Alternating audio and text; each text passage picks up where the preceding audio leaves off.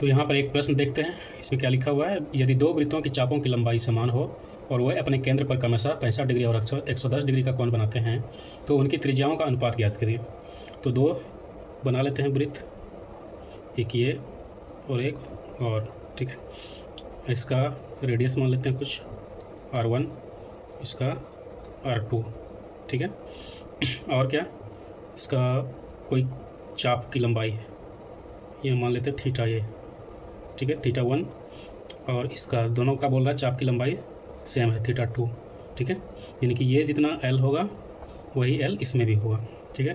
तो चाप की लंबाई क्या है, l, इसका भी l, लेकिन इसका थीटा अलग है, r1 अलग है, इसका θ2 r2, ये दोनों एक दूसरे से अलग है, ठीक है।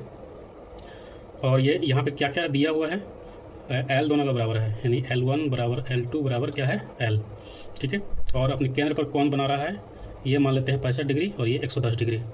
तो ये θ1 क्या है 65 डिग्री और θ2 क्या है 110 डिग्री, ठीक है। तो इसको रेडियन में बना लेते हैं, 65 गुना π/180 रेडियन हो जाएगा, ठीक है। और ये क्या हो जाएगा 110 गुना π/180 रेडियन, ठीक है। ये हो गया। अब कह रहा है कि चाप की लंबाई सेम है, तो L बराबर हम क्या जानते हैं, θ/r, ठीक है। L बराबर क्या होता है, θ/r। तो इसके लिए क्या हो जाएगा, θ1 × r1, ठीक है। तो L दोनों का सेम है तो क्या लिख सकते हैं हम, θ2 × r2। तो यहाँ से एक हमारा रिलेशन निकलेगा, ठीक। तो सारा मान इस पर पुटअप कर लेंगे। तो थीटा का मान पूछ रहा है, सॉरी त्रिज्याओं का अनुपात पूछ रहा है, तो r1/r2 पूछ रहा है। तो r1 यहाँ रहने देते हैं, r2 को इसके नीचे आ जाएगा, θ2 यहाँ है और ये थीटा किधर जाएगा, इसके नीचे आ जाएगा, ठीक है। θ2 का मान कितना है 110 π/180, ठीक है। और θ1 कितना है 65 और π/180, ठीक है। यानी कि ये हो गया 65 × π/180।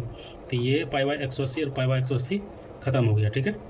और यहाँ पर रेडियन रेडियन दोनों कैंसिल आउट हो जाएगा, तो क्या बचेगा 110/65, ठीक है। तो 13 बचे 65 और 22 बचे 110, ठीक है। तो इसका क्या अनुपात आ गया, r1/r2, तो 22/13। तो r1 अनुपात r2 क्या हो गया 22/13।